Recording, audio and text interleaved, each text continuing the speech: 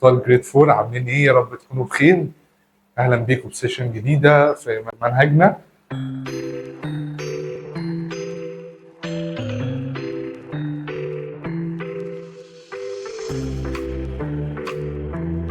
زي ما قلنا منهجنا بيتكون من 2 يونت. المره يعني السيشنز اللي فاتت كنا بنتكلم على يونت 1.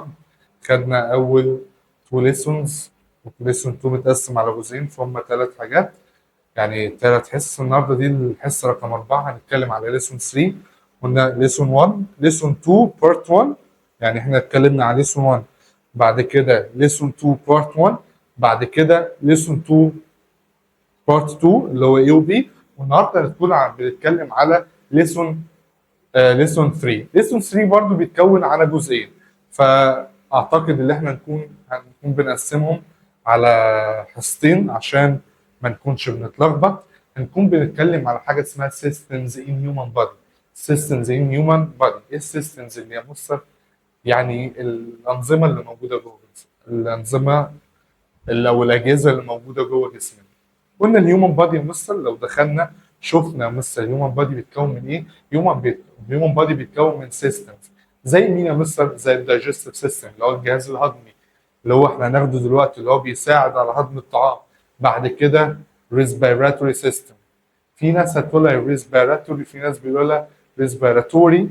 راتوري او توري الاثنين واحد، يعني الاثنين صح، عشان بس لو سمعتها بالنطقين مفيش مشكله. اللي هو الجهاز التنفسي اللي هو بيساعدنا اللي احنا ناخد الاكسجين وبنطلع الكربون دايوكسيد، هو ده برضو اللي هندرسه. زي النيرفس سيستم هندرسه كمان كام سيشن كده، اللي هو الجهاز العصبي ده من اهم الاجهزه اللي في جسمنا، هو بيتحكم في كل حاجه، والريبرودكشن وكل حاجات وسيستمز كتيره تاني. والسيركلاتوري سيستم هناخده في جريد 5. فالهيومن بادي بتاعنا بيتكون من سيستمز، اجهزه اللي احنا قلنا عليها. من ضمن الاجهزه دي مثلا هنكون بندرس جهازين في الليسون بتاعنا اللي هو ليسون 3، اللي هو الدايجستيف سيستم والريسبيراتوري سيستم. ريسبيراتوري سيستم اللي هو الجهاز الهضمي والجهاز التنفسي. في الحصه دي هنكون بنتكلم على الدايجستيف سيستم، بيتكون من ايه ويعني ايه دايجستيف سيستم والعمليه اللي بتحصل، والاورجن، حاجات كتير، وكل اورجن بيعمل ايه. فيلا بينا هنكون بنخش في رحله جوه جسم الانسان عشان نعرف ازاي دايجستيف سيستم بيتكون، وكل جزء مصر بيعمل ايه جوه جسمنا. في حاجات كتير قوي احنا ما نعرفهاش، خلينا نكون بنشوف ايه اللي بيحصل. اول حاجه مستر بيقول لك in one day، في اليوم الواحد يا مستر your body needs a lot of energy. جسمك بيحتاج انرجي كتيره. so your heart beats، القلب بتاعك بيدق قد ايه يا مستر؟ حوالي يا مستر 100,000 times، يعني 100,000 مرة في اليوم. قلبك بيدق كم مرة في اليوم؟ 100,000، يعني 100,000 دقة، ده في اليوم الواحد. طيب you breathe، النفس اللي انت بتتنفسه بتتنفس قد ايه يا مستر؟ 20,000 times، يعني 20,000 مرة في اليوم. دي الحاجات اللي بتحصل. دي شوية معلومات، احنا لسه ما دخلناش في الدايجستيف سيستم. بيقول لك to get nutrient from food، عشان نقدر نحصل على المغذيات دي من الفود. الفود must be digested، الاكل لازم يتهضم. مستر احنا بنصحى الصبح بنفطر، بعد كده نيجي على الظهر بنتغدى وبالليل بنتعشى. الكلام ده ليه؟ احنا ليه بناكل؟ عشان نحصل على انرجي. طيب جوه الفود ده يا مستر بيبقى فيه حاجه اسمها نيوترينت او نيوترينتس، اللي هي المغذيات. يعني ايه مغذيات؟ خدوها بالتفصيل في سنه 5. نيوترينتس ده يا مستر هي عباره عن حاجات تبقى كويسه في الاكل. يبقى هو عباره عن something good in the food. something good in the food. مفيد يا مستر؟ طبعا مفيد. زي ايه يا مستر؟ زي اللبن اللي احنا بنشربه مثلا. مش احنا كل يوم الصبح تلاقي ماما بتقول لنا لازم تشربوا لبن؟ ليه؟ عشان اللبن ده بيبقى فيه نوع من انواع النيوترينز زي الكالسيوم، ده بيكون العضلات بتاعتنا. الاكل مثلا هنلاقي زي البروتينات اللي هي في الفراخ واللحمه والاسماك والفول، لا دي بروتينات زي الفاتس زي الكربوهيدرات. كل دول بنقول عليهم نيوترينز. طيب عشان نقدر نحصل على النيوترينز من الاكل لازم الاكل يحصل له دايجيشن، لازم الاكل يتهضم، لازم الاكل يتهضم. دي معنى الكلمه بيقول لك عشان نقدر نحصل على النيوترينز اللي هي الحاجات الحلوه اللي جوه الاكل اللي بتساعد جسمنا اللي هو ينمو، لازم ايه اللي يحصل يا مستر؟ لازم الفود يحصل له دايجستد، لازم الفود يتهضم، لازم الاكل اللي احنا بناكله يتهضم ويتحول لاجزاء بسيطه. طبعا عشان الاكل ده بيتهضم يعني بياخد حاجه واحده يعني بمرحله واحده؟ لا، هو بياخد مراحل كتير جوه جسمنا عشان الاكل الكبير حته التفاحه اللي احنا كلناها دي عشان نقدر نحصل على النيوترينز بتمر بمراحل كتير وبتعدي على اورجن كتير عشان تتهضم. فتعالوا نشوف ايه اللي بيحصل. نتكلم عن اول حاجه اللي هو الدايجستيف سيستم اللي هو الجهاز الهضمي. الجهاز الهضمي فايدته يا مستر، فايدته اللي هو بيعمل بريكس داون الفود، دي اهم كلمه. اول ما تشوف كلمه سيستم بيعمل بريكس داون للفود وانت مغمض هتكتب الايه؟ الدايجستيف سيستم، وانت مغمض هتكتب الايه؟ الدايجستيف سيستم. يبقى الدايجستيف سيستم يعني ايه يا مستر؟ عباره عن سيستم يا مستر بيعمل بريكس داون فود، يعني بيكسر الفود وبيحوله يا مستر انتو سمول بيسز، يعني بيحول حته اللحمه الكبيره اللي احنا بناكلها لبيسز صغيره جدا جدا جدا جدا، والعمليه دي بنسميها الدايجيشن، عمليه الهضم. يبقى نركز، خلي بالك في فرق من الدايجستيف سيستم والدايجيشن بروسيس. دايجستيف سيستم والدايجيشن بروسيس. الدايجستيف سيستم ده الجهاز نفسه، ده السيستم نفسه اللي بيحول الفود الكبير الاكل الكبير يا مستر لسمول بيسز. لكن الدايجيشن بروسيس دي العمليه نفسها اللي بيحصل فيها عمليه التحول دي. يبقى في فرق من كلمه سيستم وبروسيس، سيستم وبروسيس. يبقى مين هو الدايجستيف سيستم يا مستر؟ هو السيستم اللي بيعمل ايه؟ بيعمل بريك داون الفود، بريكس داون الفود انتو سمول بيسز، انتو سمول بيسز من خلال بروسيس بنسميها ايه؟ دايجيشن. من خلال بروسيس بنسميه ايه؟ دايجيشن. جيشن سوري. تعالى بقى ناخد الاستراكشر يعني التركيب بتاع الدايجستيف سيستم، هناخد التركيب بتاع الدايجستيف سيستم. اول حاجه مثلا هنلاقي ان الدايجستيف سيستم بيبدا بالماوث. اول حاجه الدايجستيف سيستم بيبدا بالماوث. بعد الماوث يا مستر بشويه هنلاقي حاجه اسمها ثروت، هنلاقي حاجه اسمها ثروت اللي هو الجزء ده. بعد الثروت يا مستر هنلاقي حاجه اسمها اسوفيجس، كل ده بنسميه اسوفيجس. يبقى اول ستراكشر في الدايجستيف سيستم اللي هو الماوث، اول ستراكشر اللي هو ماوث. ثاني ستراكشر اللي هو ثروت، ثاني ستراكشر اللي هو ثروت. ثالث واحد يمثل اللي هي الانبوبه الطويله دي بنسميها اسوفيجس، اسوفيجس اللي هو بالعوم. بعد كده يا مستر بعد الثروت في حاجه اسمها الاستومك. لازم نعرف الاماكن، لازم نعرف الاماكن. ممكن يجيب لي صوره في الامتحان او في العملي او في المهام الادائيه اللي علينا، عندنا حاجه اسمها مهام ادائيه تفهموا وتعرفوا هي ايه. يجيبوا لك مثلا الرسمه دي ويشاور لك على الجزء ده ويقول لك فالجزء ده اسمه ايه؟ هتقول لي ماوث. طب الجزء ده اسمه ايه؟ ثروت. الانبوبه الطويله دي اسمها ايه؟ سوفيجس. طيب الاورجن ده مستر ده كله ده اسمه ايه؟ ستومك. ده اسمه ايه؟ ستومك. البتاع اللي من جوه دي، اللي جوه دي كلها اسمها سمول انتستين. تلاقي في ناس بتقول عليها انتستين وفي ناس بتقول انتستاين، الاثنين صح. يبقى سمول انتستين او سمول انتستاين الاثنين صح. يبقى البتاع اللي من جوه دي اسمها سمول انتستين، سمول انتستين. واخر حاجه بقى اللي بره اللي هي دي بقى كده اللي انا عامل عليها دواير دي، ده بنسميها لارج انتستين. يبقى اللي من جوه سمول انتستين، اللي من بره لارج انتستين. واخر حاجه مصر الاوبننج دي يا مستر بنسميها الانس. وهو ده الاستراكشر بتاع الدايجستيف سيستم. يبقى الدايجستيف سيستم بيبدا بالماوث وبينتهي بالانس، بيبدا بالماوث وبينتهي بالانس. مرورا بيا مستر يبقى ماوث لازم تراجعه، ثروت اللي هو الجزء ده الانبوبه الطويله دي، اسوفيجس الاورجن اللي على اليمين ده، ستومك. بعد كده ننزل تحت الانابيب الملفوفه من جوه دي سمول انتستين، اللي من بره اسمها لارج انتستين، واللي من تحت خالص دي الانس. مستر في حاجتين انت ما قلتش عليهم، الليفر والبنكرياس. اللي هو ده الليفر اللي هو اللي على الشمال ده الليفر، والبتاع الاخضر ده اللي هو البنكرياس. يبقى الليفر والبنكرياس. هل الليفر والبنكرياس تبع الدايجستيف سيستم؟ لا، تاني عشان السؤال ده مهم وبيلخبط طلاب كتير. هل الليفر والبنكرياس من الاستراكشر من التركيب بتاع الدايجستيف سيستم؟ لا. مستر انت حاطه هنا ليه رخامه؟ لا، بيبقى ليه دور في عمليه الهضم، بيبقى ليه دور في عمليه الهضم، لكن مش تبع السيستم نفسه. يبقى يقول لك هل مثلا يجي سؤال يقول لك الليفر والبنكرياس from the structure of digestive system، هتقول له لا، هو مش من الاستراكشر بتاع الدايجستيف سيستم، بس بيبقى ليه دور في عمليه الدايجيشن، في عمليه الهضم. تعال بقى نتكلم على كل جزء بيعمل ايه. اول حاجه لازم نعرفها وقلناها ان الدايجستيف سيستم بيستارت with mouth، بيبدا بالماوث وبينتهي بالانس. يبقى البدايه بتاعته ماوث واخر حاجه في انس. نبدا بالماوث. لو جينا فتحنا بقنا يا مستر هنلاقي ان بقنا فيه ثلاث حاجات مهمين. ثلاث حاجات مهمين. هتقول لي إيه يا مستر الثلاث حاجات؟ هم حاجتين بس. هتقول لي اللي هو التانج والتيث، صح؟ هتقول لي دول الموجودين، اقول لك اه. لكن في حاجه ثالثه اسمها السلايفا. اسمها ايه؟ السلايفا. ايه السلايفا ده يا مستر؟ عباره عن لعاب، اللعاب اللي موجود في بقك ده يا مستر.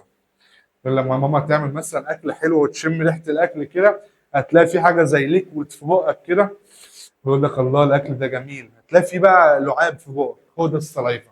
يبقى لو جينا فتحنا يا مستر الماوس، هنلاقي ان الماوس بيبقى فيه ثلاث حاجات: تيث اللي هي الاسنان، سلايفا وده الليكويد اللي موجود جوه بقنا، والتانج اللي هو اللسان. التيث والتانج احنا كده كده بنشوفهم. السلايفا دي قلنا اللي هو اللعاب الليكويد اللي موجود جوه، بقنا. طيب يجي السؤال يقول لك الدايجيشن بروسيس، عمليه الهضم، اول حاجه بتهضم هو ايه؟ بتبدا بايه؟ بتبدا بالماوث. انا بقى اول لقمه باكلها فين يا مستر؟ باكلها من خلال وداني عيني؟ طبعا باكلها من خلال بوقي. يبقى اول عمليه الهضم بتبدا في الماوث. عمليه الهضم بتبدا فين يا مستر؟ في الماوث. عمليه الهضم اللي هي الدايجيشن بروسيس، لا الدايجيشن بروسيس بتبدا منين يا مستر؟ بتبدا بالماوث. قلنا الماوث فيه كام حاجه؟ ثلاث حاجات: تيث، سلايفا، تانج. التيث، ايه فايده التيث يا مستر؟ اللي هو يفضل يعمل ايه يا مستر؟ يقطع في الفود، اللي هو يعمل تشوينج فود. تشوينج فود اللي هو يقطع، او قط فود عادي، الاثنين تشو او قد الاثنين واحد، اللي هو تشوينج فود، ويفضل يقطع في الفود. طب السلايفا يا مستر؟ قلنا السلايفا عباره عن ليكويد. ليكويد ده بيعمل ايه في الفود؟ بيعمل له مويسن. مويسنز. يعني ايه كلمه مويسنز؟ اللي هو لما تيجي الترجمه اللي هي جايه من كلمه بلل، يعني اللي هو بيخلي في بلل للطعام كده عشان يبقى سهل ان احنا ننتجه. طعام لو كده خشن كده ما فيهوش الليكويد ده، يكون صعب ان احنا نقدر نبلعه، هيكون صعب ان احنا نبدا نبلعه. فالسلايفا ده بيكون بيتحد مع الفود عشان يبقى سهل علينا ان احنا نعمل له سوولوينج. سهل علينا ان احنا نعمله ايه؟ سوولوينج، اللي احنا نبلعه سوري. والتي هنا بتبقى سايلنت. يبقى السلايفا ده عباره عن ليكويد. الليكويد ده بيعمل ايه يا مستر؟ مويسنز للفود، بالبلدي كده بيبلل الفود يا مستر. عشان ايه يا مستر؟ يبقى سهل. فاسيليتيتد عشان يسهل. نسيتها، اكتب كلمه ايزي. فاسيليتيتد يعني يسهل. يسهل ايه يا مستر؟ سوولوين. سوولوين. سوولوين فود يعني بلع الطعام. كلمه سوولوين يعني بلع. كلمه سوولوين يعني ايه؟ بلع. تالت حاجه يا مستر التانج يا مستر، ده بيعمل ميكسز الفود مع السلايفا. هو ده اللي بيعمل ميكس بين الفود مع السلايفا عشان الفود يبقى سهل ان احنا نبلعه. ده كده اول اورجان اللي هو الماوث في الدايجستيف سيستم. ندخل على تاني اورجان اللي هو الثروت، وبعد كده الاسوفيكس. قلنا الثروت ده بيبقى موجود هنا، والاسوفيكس اللي هي الانبوبه الطويله دي. طب الثروت ده فائدته ايه يا مستر؟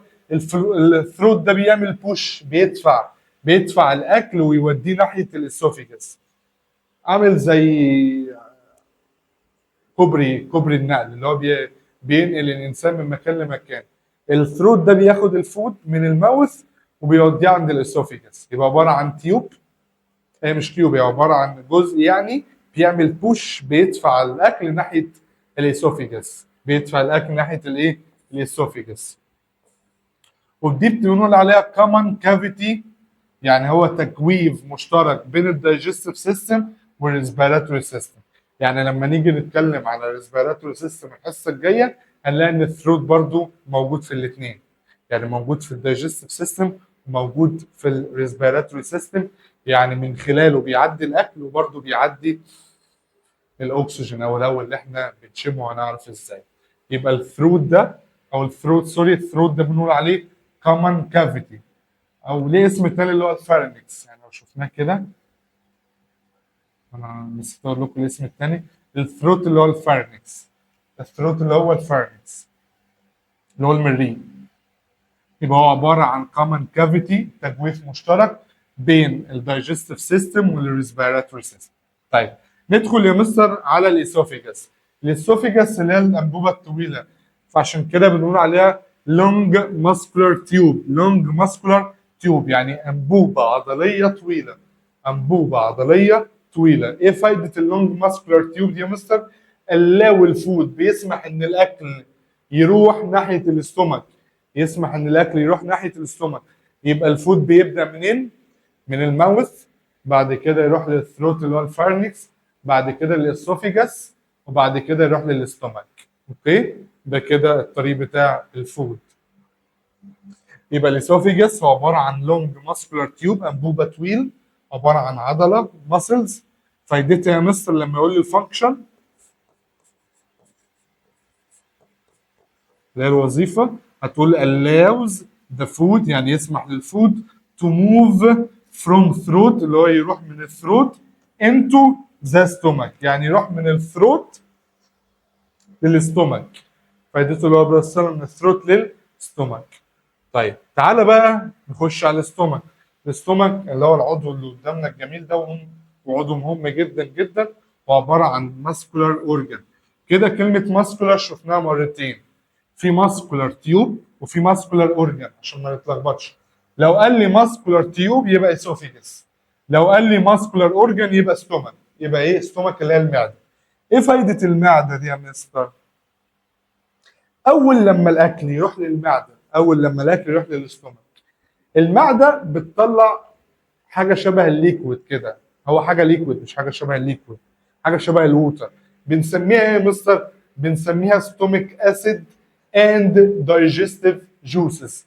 ستوميك اسيد اند دايجستيف جوسز. يبقى تاني، اول لما الاكل اللي احنا بناكله يروح عند الاستومك، عند المعده، المعده بتطلع كام حاجه؟ بتطلع حاجتين، دولت حاجات ليكويد اسمهم ايه؟ ستوميك اسيد ودايجستيف جوسز اللي بنقول عليها انزيم. بنقول عليها ايه؟ انزيم. يبقى تاني هقولها تاني، اعيد عليها. يبقى الفود اول لما يروح عند الاستومك، الاستومك بتطلع ايه؟ بتفرز على الاكل حاجتين، بتطلع على الاكل ده، على الفود ده حاجتين، حاجه اسمها ستوميك اسيد وانزيمز اللي احنا بنقول عليها دايجستيف جوسز. دايجستيف جوسز اهو، دي اول حاجه الاستوميك اسيد، وتاني حاجه الدايجستيف جوسز او انزيم.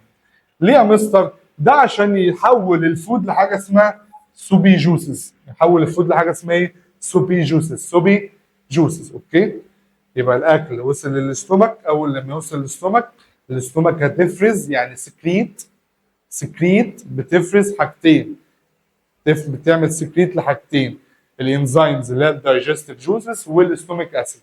الحاجات دي بيحول الفود. فايدته يا مستر it change the food into soapy juices. into soapy juices.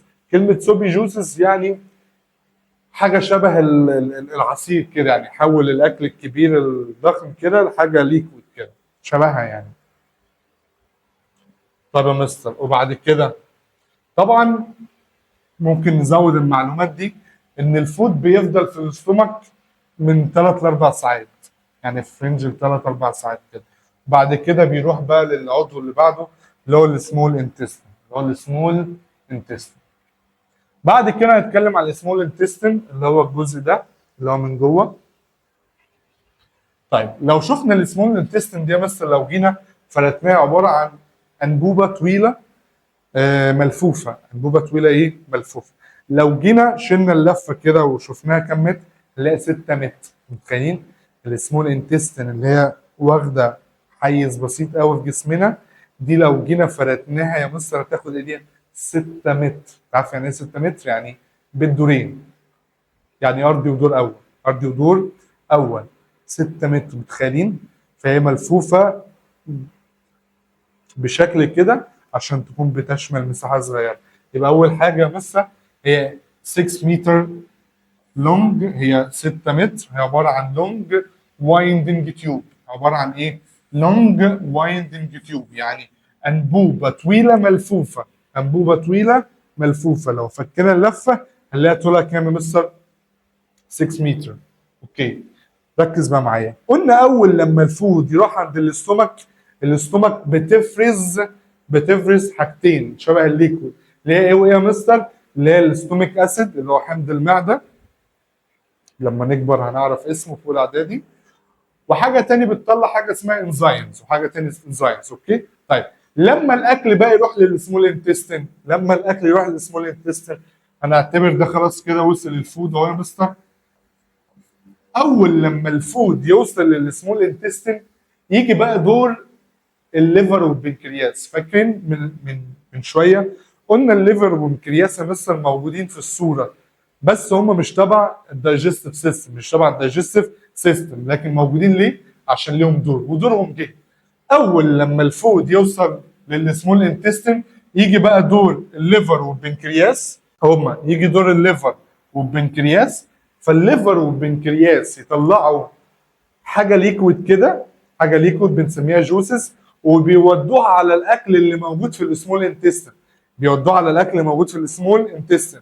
يبقى الاكل التاكل اول لما يوصل للسمول انتستين يجي بقى دور الليفر والبنكرياس، بيطلعوا حاجه شبه الليكويد بنقول عليها جوسز. ايه؟ ليفر والبنكرياس سكريت يعني يفرز، بيفرز يا مستر جوسز، حاجه ليكويد كده. فين يا مستر؟ في السمول انتستين. فين؟ في السمول انتستين. ليه يا مستر؟ لو قال لك ايه فايدتهم؟ عشان يعمل بريك داون للفود انتو نيوترينتس. بريك داون للفود انتو نيوترينتس، اللي هو يحول بقى الفود للنيوترينتس اللي هي المغذيات اللي احنا بقى محتاجينها في جسمنا عشان نقدر نكبر وننمو بصحه كويسه. يبقى تاني، اول لما الاكل، اول لما الفود يوصل للسمول انتستين يجي دور الليفر والبنكرياس. الليفر والبنكرياس يطلعوا جوسز، الجوسز دي تعمل بريك داون للفود انتو نيوترينتس. بريك داون للفود انتو نيوترينتس عشان تبقى سوليبل الووتر، اللي هو يدوب في الووتر يعني. بعد كده إيه اللي بيحصل يا مستر؟ it makes complete digestion. في السمول انتستين يا مستر بيكتمل عمليه الهضم. سؤال كان موجود في المنهج القديم ومش بيجي كتير في المنهج الجديد، بس عشان تبقى طلاب مستر ماريو متميزين. كده الاكل بيتهضم في 3 اجزاء.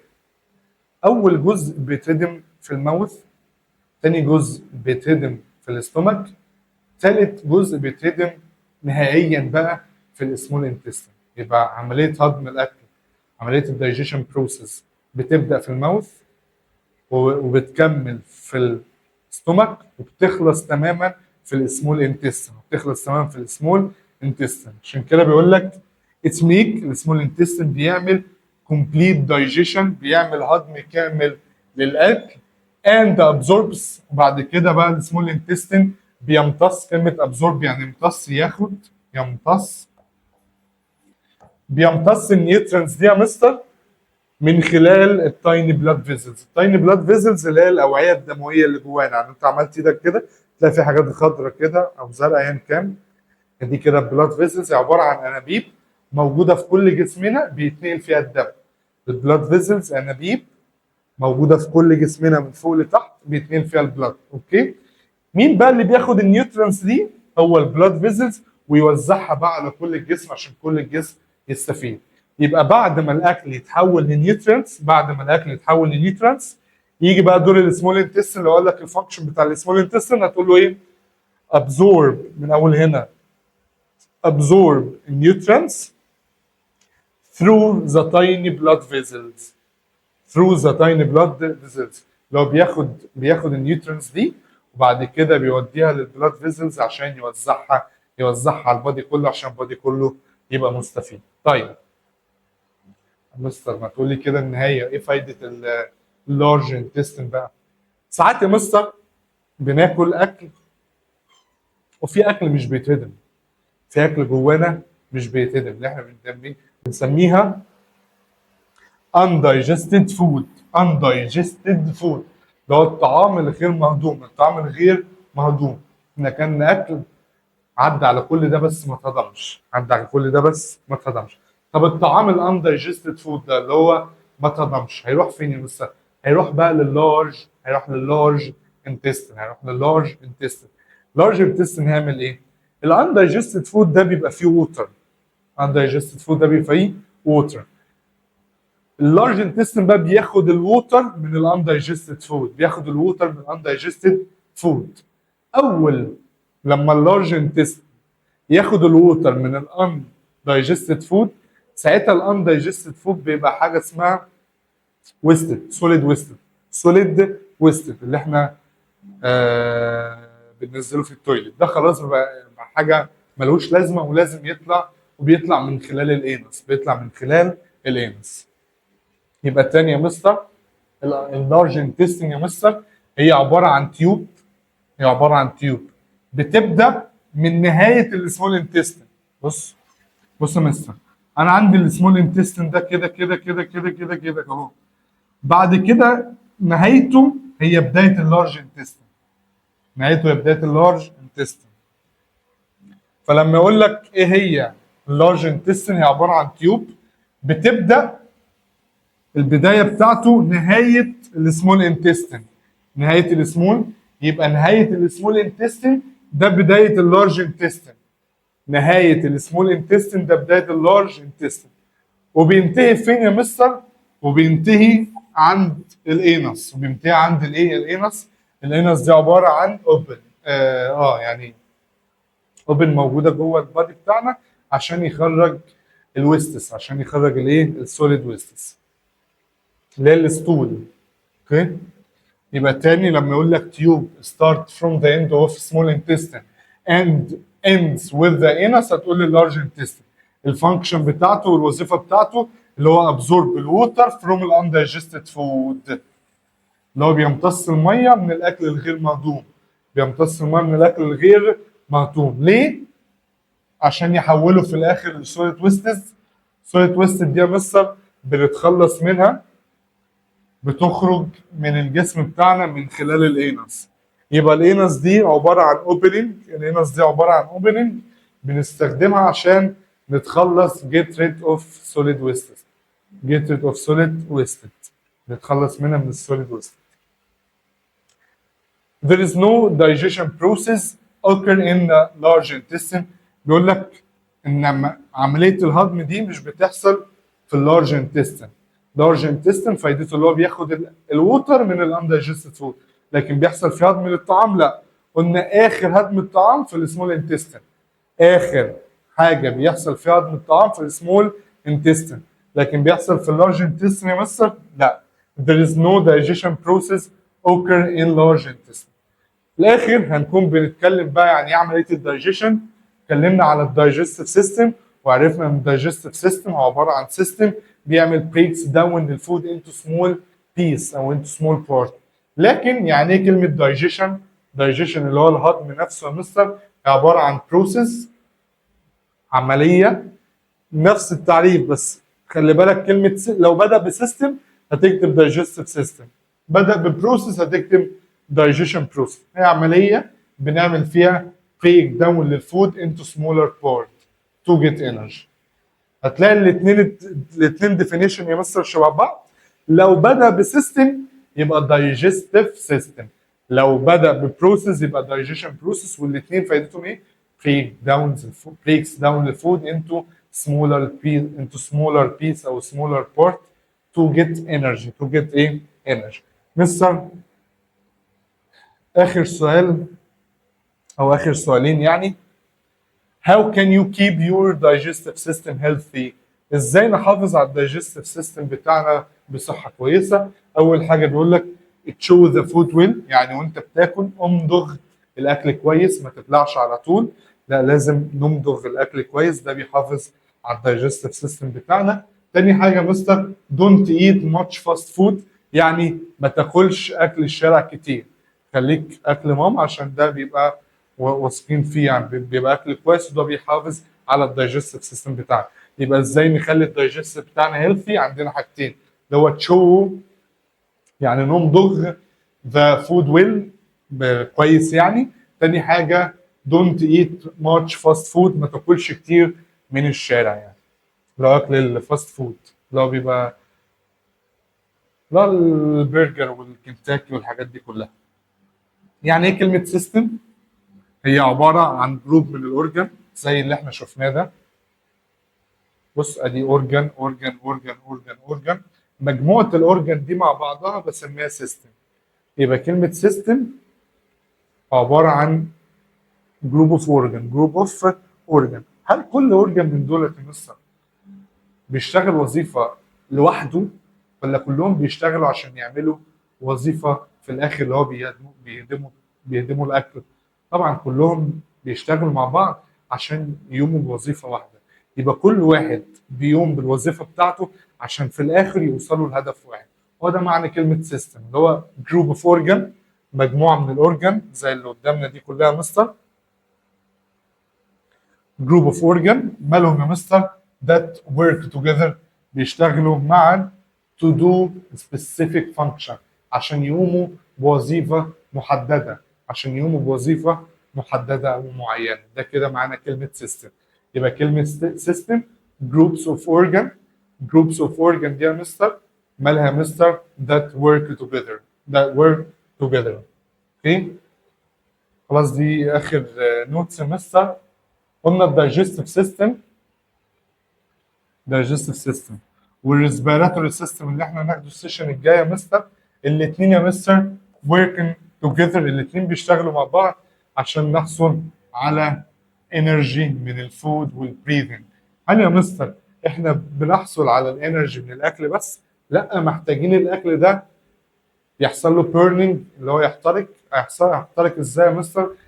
من خلال الاكسجين. يبقى الفود مع الاكسجين بيدونا الانرجي، الفود مع الاكسجين اللي احنا بنتنفسه بيدونا الانرجي. عشان كده بنقول ان الدايجستيف سيستم والريسبيراتوري سيستم الاثنين يا مستر work together to get energy، بنحصل عن انرجي من الفود والاكسجين اللي احنا بنتنفسه. ودي قلناها في اول السيشن خالص. وبكده نكون خلصنا الجزء الاول من ليسون 3.